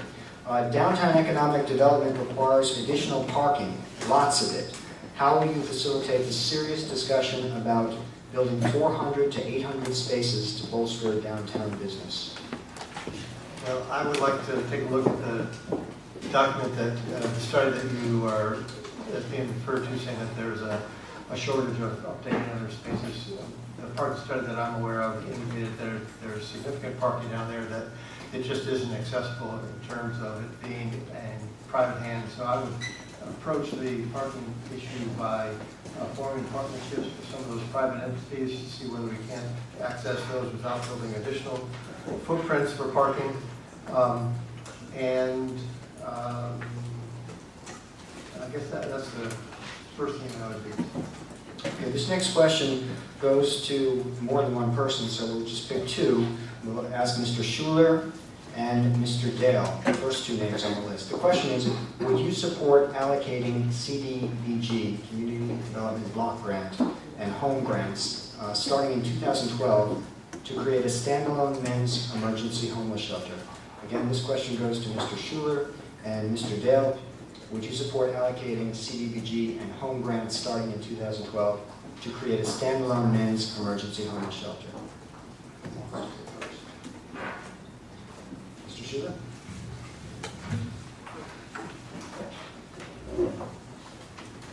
One of the things I'm working on right now is with the Interfaith Council's Good Neighbor Advisory Plan. And that was part of what passed on May 9th with Resolution C for the 17 emergency beds in place. Part of what we're doing in this committee is giving groundwork and giving some guidance to the IFC for them to come back with some meaningful documents to the town and to the community at large. Mr. Dale? Yeah, I think I would. I mean, I think that it's important to provide those, especially emergency beds, what we're talking about. What I don't think anybody, but a few people knows, my father was actually homeless when I was in my teens, and I hadn't seen him since I was about 10, and I got him off the street and back on his feet for a while, until he chose to leave my life and go back to that. So I understand that from a very personal side, and we have to do what we can to help. 17 seems like not a lot of beds, but I'm sure it makes a huge impact in an emergency around here when we have a huge storm, or especially in the winter when the weather's not so nice. This next question is directed to Councilmember Matt Tchaikovsky and to Mayor Mark Kleinschmidt. Many in our community believe that the town's development process is very flawed. Do you agree or disagree? You may have covered that before, but the next part is, what do you want to come out of the 2020 vision process? Again, the question, many believe that the town's development process is very flawed. Do you agree or disagree? And what do you want to come out of the 2020 vision process? We'll start with Councilmember Tchaikovsky. Let me start by saying thank you to the mayor for pointing out what I didn't say, and also to say that to me is a perfect example of why sometimes it's hard to have a conversation about something that is a significant change. Premise is that by upzoning, somehow I'm suggesting we throw out the SUP process, and secondly, abandon any concern for the environment. That's simply not true. We're clever enough to figure out how to not only upzone and tell the neighbors who live next to, for example, Charterwood, that one day there'll be a mixed-use village in that area, and at the same time maintain the control we want without any question. ensuring we protect the environment. So thank you. Mayor Kleinsman. And building a little bit on what Matt said, the word "very" in there, I just don't want to touch that. One of the problems here is if I say, yes, it's very flawed, then it's the mayor said it's very flawed. If I say, no, it's not very flawed, then it would just be, oh, the mayor said it's not flawed, it's perfect. And neither one of those is true. And that's why we're working really hard to make improvements where we can identify that it can be made, and we're working hard to make the process work where we believe it can. But this 2020 visioning process that we're about to embark on is one of the most exciting things that our community has done in the last several decades. I want to see 10,000 people engaged in this process. I want the new comprehensive plan to be a real plan on how we use all of our community resources to create a vision of the future. And I want it to truly be the people's comprehensive plan. I think if that can be true, then we will have a roadmap to creating the town that we all believe in and we all want. And it all starts Tuesday, September 27th at East Chapel High School. Be there. This next question is just yes or no.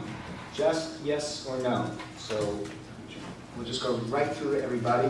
Should the town council organize deer culling in residential neighborhoods? Yes or no? Calling or calling? Culling. Culling.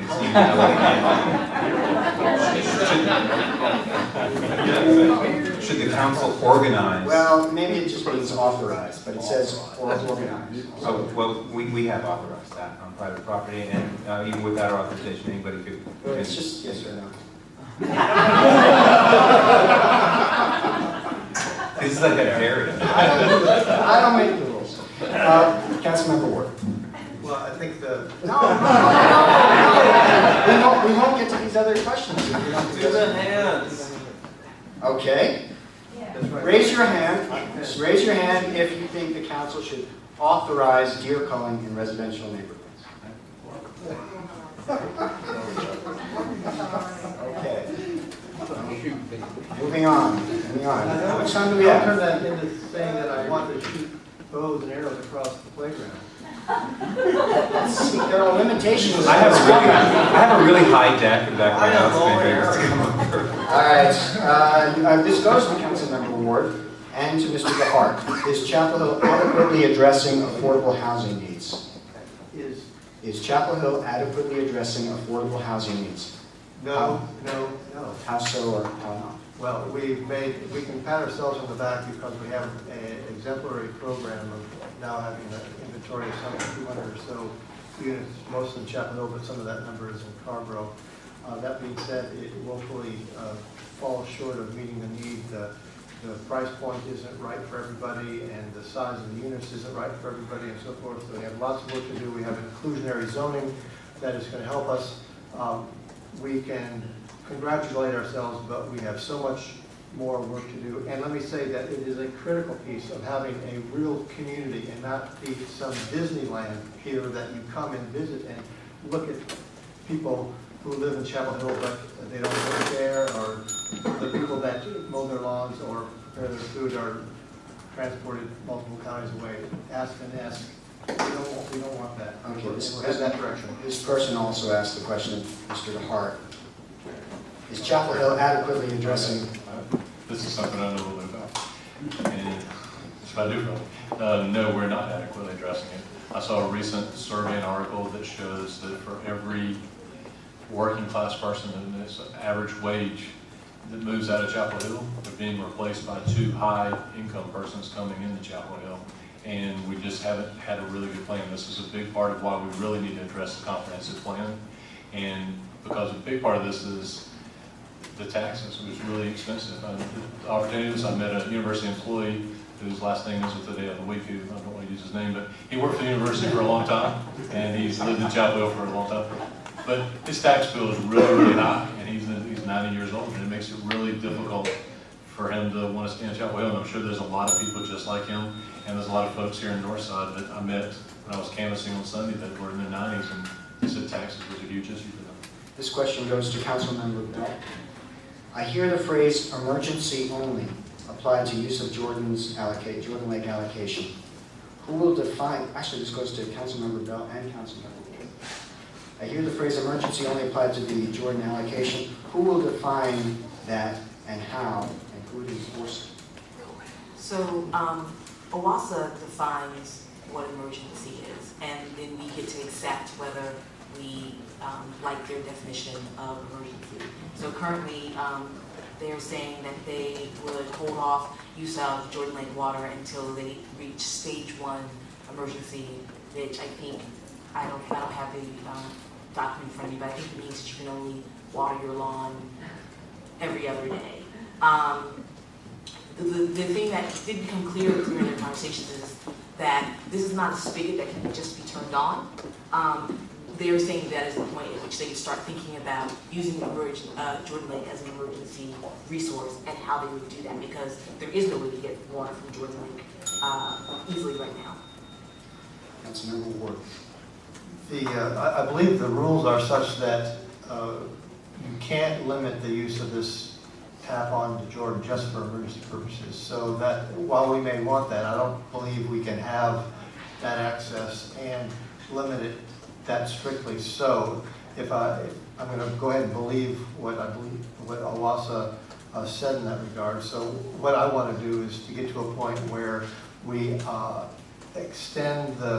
we refrain from using that to the extent that we can, encourage conservation, and also being mindful of when you encourage conservation that you may be putting the guy who owns the car wash out of business, or the person who is a landscaper out of business, so that you have to balance those kinds of important community needs at the same time. The next question goes to Mr. Storo. What 3 issues face Chapel Hill which will mandate tax increases in the next 3 years? What 3 issues face Chapel Hill that will mandate tax increases in the next 3 years? Do I only have 45 seconds to talk about this still? Okay. I think I applaud the current council for the work that they have done to keep property taxes low over the last 3 years. And we've done some really strategic things to ensure that we didn't raise property taxes in Chapel Hill. That also meant that we put a lot of strain on our workers and our civil servants. Our firefighters, our policemen, and our civil servants are working and existing in Chapel Hill in a climate when they don't have as many resources, and many of their colleagues have left and positions have not been filled. So I think the fact that we are in an economic crisis and in a time of austerity as a whole means that we may have to consider at some point in the future raising property taxes, and that's not something I consider lightly. I also, I think my time's up, but so that's not 3 specific things. It's a broad look at realistically what the economic situation is in towns across North Carolina. Okay, this next question goes to Mr. Schuler and to Councilmember Bell. Will you protect the benefits of public employees? Will you ask for equal benefits in outsourced jobs? Will you protect the benefits of public employees? Will you ask for equal benefits in outsourced jobs? Who will begin? Oh, you can begin. Okay.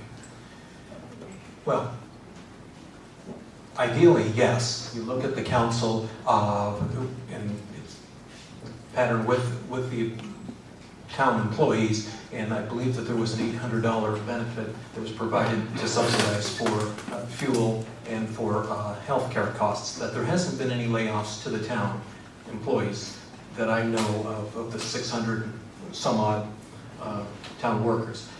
But you'd have to look at things carefully and pragmatically, and I'd be open to that discussion. As a state employee myself, I understand the vulnerabilities that there are, and this would be looked at on a case-by-case basis. Councilmember Bell? So I value the fact that we value our employees, and I think that part of valuing them and what they do is protecting their benefits. I feel that looking at the benefits that are offered to outsourced services would be important in evaluating whether we use a contractor or not, but I don't know that we could use that as an eliminator as a municipality. Just a couple of questions left. This goes to the first person who wants to answer it. Do you support lighting and tree trimming to increase night visibility and a sense of safety? Yes, you're it. Do you support lighting and tree trimming to increase night visibility and sense of safety for movement around Chapel Hill? Mr. Cho. I support that. Well, that's quick. Does anyone want to say anything else? No? Okay. And also Bill Lyons while we're at it. Mr. Dale, did you want to? Yeah, I was going to say that's especially downtown, I think that's really important. I'm 6'4" and I weigh 260, so I'm not scared of too much, and homeless people don't really bother me a whole lot. They give me distance. But my daughter's 14 and she weighs 98 pounds and she's 4'11". I probably shouldn't have said that in public. I worry about her, so I think things like lighting definitely improve the safety of everybody, whether you're 14 and 98 or 98 and 98 pounds. Last two questions. Again, first person who wants to answer this, and I need some help here. The town and the C committee, SEE? Sustainability, Energy, and Environment. Sustainability, Energy, and Environment Committee started a program to assist homeowners by helping with low-cost assessments to improve and make their homes more energy efficient. Can you comment about this program and what can we do to help this program continue? Mr. DeHart and Mayor Kleinsman. I think it's a great program. Actually, we signed up for it and we had analysis of our house. Our house is newer and it already meets most of the green standards. So the guy, the technician came out from Sunday, I believe it was, he said this was the tightest, most efficient house that he'd done a survey of. So I was really proud of that we live in a very efficient house. I think it's a great idea because I think we've touched on this earlier. And we're trying to protect the environment. The best way to protect it is to retrofit uses that are not being used efficiently now. And if we can make them environmentally friendly, then that's going to help with our overall environment issues. Mayor Kleinsman. And getting back to the climate change question, changing individual behavior and helping people recognize exactly how they affect how their carbon footprint impacts those issues, and seeing what the changes they can make in their own personal lives is critical. And I think the town has an important role in helping people understand that. I'm really proud of this program that we put in place. Phase 2 is just starting right now, so if you haven't had an opportunity, if you weren't part of Phase 1, it's now time to apply and get part of Phase 2. As the mayor, I was extraordinarily proud to have received, on behalf of the town, an award from the U.S. Conference of Mayors this summer for the leadership Chapel Hill has demonstrated in creating this program, and our staff and everyone in the community should be very proud of that. I know you just wanted 2 answers, but I want to ask something really quick, and that's that to remind everyone that unfortunately this program is designed for homeowners, and that in Chapel Hill 53% of our homes here are actually renter occupied, not homeowner occupied. I think we need to work hard to find a program that's going to work to retrofit some of these existing houses that are rental properties as well. Good answer. Okay, let's move on because we're really almost done here. This earlier question had a second question attached to it. I didn't see it first. So we have 2 questions to go. Would you support, and this question goes to Mr. Cho and Mr. DeHart. Mr. Cho and Mr. DeHart. Would you support a proposal to ban future additional at-risk social service facilities and the expansion of existing facilities from the Homestead Park area so that, maybe it's in the Homestead Park area, so that other parts of Orange County are doing their fair share? And Mr. Cho and Mr. DeHart. I think I understand where the essence of that question is coming from.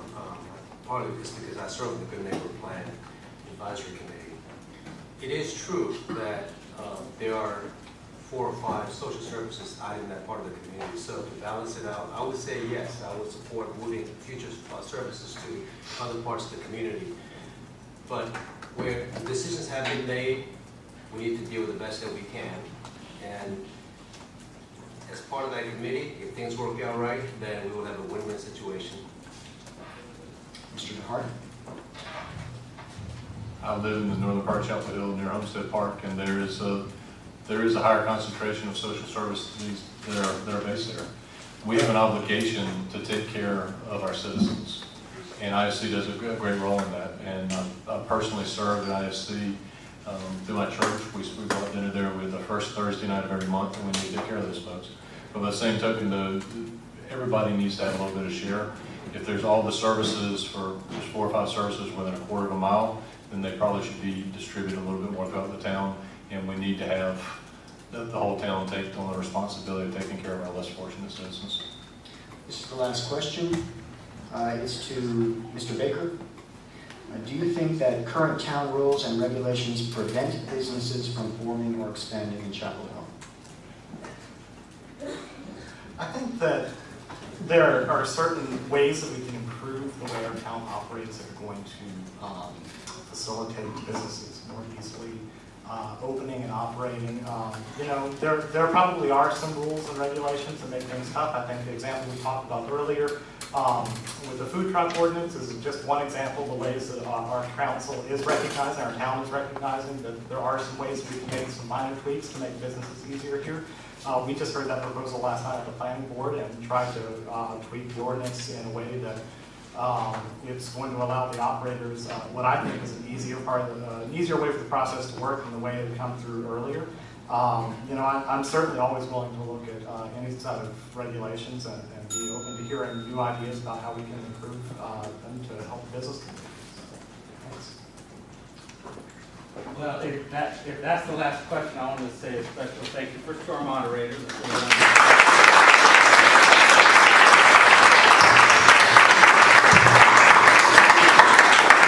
Mark did an exceptional job with our Chapel Hill News. We really appreciate it.